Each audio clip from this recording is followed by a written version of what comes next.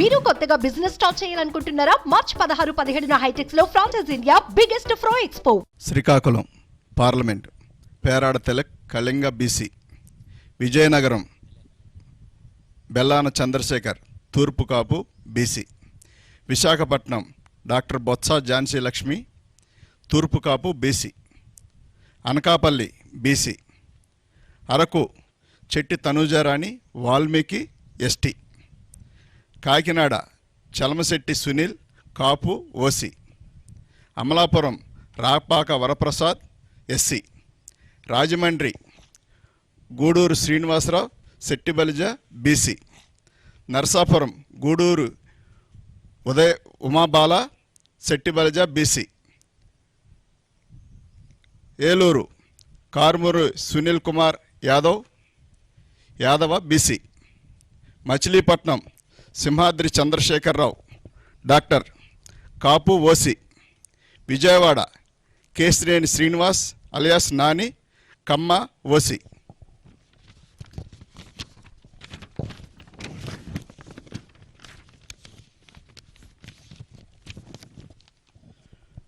Guntur Kilari Venkata Rosaiah Kapu OC, Narasaraopet Poluboina Anil Kumar Yadava BC, Bapatla Nandigam Suresh Babu SC, Ongole Chevireddy Bhaskar Reddy OC, Nellore Venumbaka Vijayasai Reddy గారు Reddy OC, Tirupati Maddela Gurumoorthy SC, Chittoor N Reddeppa SC, Rajampet Peddireddy Venkata Mithun Reddy OC, Kadapa YS Avinash Reddy OC, Kurnool BY Ramaiah Boya BC, Nandyal Pocha Brahmananda Reddy OC, Hindupur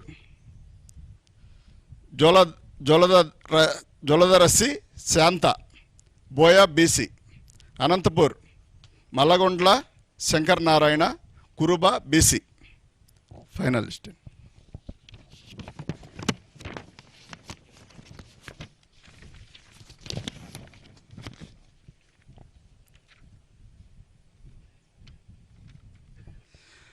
అందరికీ నమస్కారం అండి. గత సంవత్సరం 2019లో నేను కలిసి సీట్లు అనౌన్స్ చేశాము. మళ్ళీ 2024 కూడా మా ఇద్దరిని పిలిచి అవకాశం కల్పించిన జగనన్నకు ఎల్లవేళ రుణపడి ఉంటామండి. సీట్ ఇచ్చిన దానికంటే మళ్ళీ మమ్మల్ని పక్కన కూర్చోబెట్టుకొని లిస్టు చదివించిన దానికి చాలా సంతోషపడతా ఉన్నాం. ఎందుకంటే మునివేళ్లతో కూడా ముట్టుకోవడానికి ఇష్టపడిన చాలా సమాజం నుంచి వచ్చిన వాళ్ళం.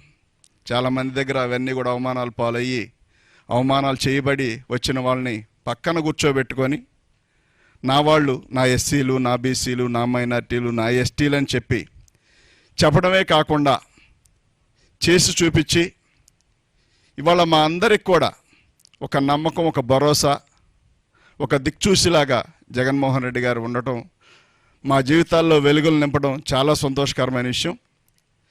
గతంలో ఎవరు చెప్పిన మాటలుగాను, ఓట్ల కోసం చెప్పిన మాటలుగానే మిగిలిపోయాయి. ఎప్పుడో ఒకప్పుడు మమ్మల్ని అంటూ అత్తుకునే వ్యక్తి, మమ్మల్ని వాసన వస్తున్నారు పక్కన వెళ్ళండి అనే వ్యక్తులు కాకుండా దగ్గరకు రమ్మని కౌగిలించుకునే వ్యక్తులు ఏదో ఒక రోజు రాకపోతారు అనుకునే సందర్భంలో మరి రాజశేఖర రెడ్డి గారు, ఆ తర్వాత ఆయన చనిపోవడం, మా జీవితాల్లోనైతే వాస్తవానికి రాజశేఖర రెడ్డి గారి వల్లనే మేము ఆర్థికంగా బలపడ్డాం. ఆయన వచ్చిన తర్వాత రుణమాఫీ జరగనివ్వండి, కరెంటు బిల్లులు కానివ్వండి, ఉచిత కరెంటు కానివ్వండి, కరెంటు బిల్లులు కట్టక గత ప్రభుత్వం హయాంలో మా మోటార్లన్నీ పీకి గుంటూరు మరి ఎస్సీ కార్పొరేషన్లో తీసుకెళ్ళి పెట్టిన సందర్భం.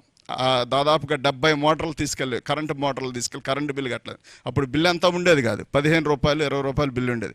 ఆ బిల్లు కట్టినప్పటికి కూడా మోటార్లన్నీ తీసుకెళ్ళి టీడీపీ ప్రభుత్వం అవన్నీ తీసుకెళ్ళి ఒక చోట గుట్టగా పెడితే మేము 100 సార్లు తిరిగినా కానీ ఆ మోటార్లు ఇవ్వలేదు, పైర్లన్నీ వదిలేసిన సందర్భం. కానీ అదే రోజుల్లో రాజశేఖర రెడ్డి గారు రావడం, అదేవిధంగా మా అందరినీ ఆదుకోవడం, బ్యాంకు లోన్ పెట్టినప్పుడు లోన్ రద్దు అవడం, మేము ఇందిరమ్మ కాలనీ ఇస్తే, రాజశేఖర రెడ్డి గారు ఇస్తే ఇప్పుడు కూడా ఉండే ఇల్లు అదే.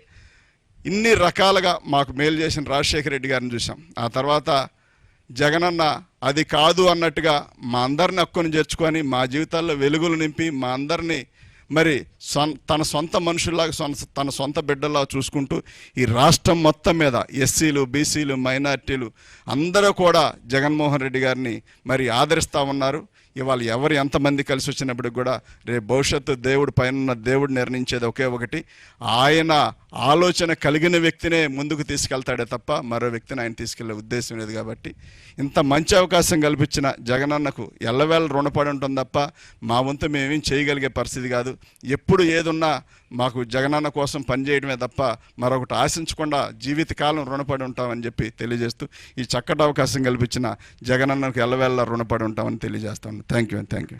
సుమన్ టీవీలో మీ పర్సనల్ అండ్ బిజినెస్ ప్రమోషన్స్ కోసం కింది నెంబర్కి కాంటాక్ట్ చేయండి.